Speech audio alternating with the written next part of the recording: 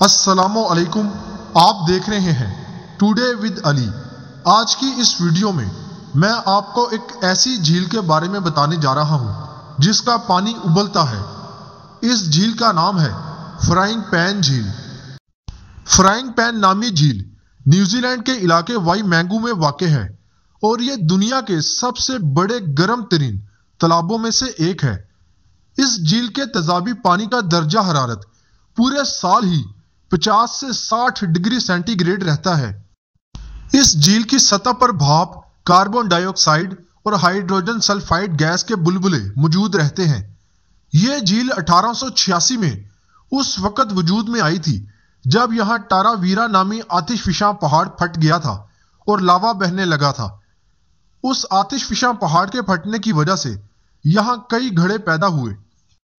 इस वाक़े में मुतादद कीमती जोग्राफियाई निशानियां तबाह हो गईं, जिनमें मशहूर सफ़ेद और गुलाबी पत्थरों से बने टेरेस भी शामिल थे। लेकिन इसके बरक्स ये वादी मुतादद हाइड्रोथर्मल और जियोथर्मल की खुसूसियात से माला माल हो गई।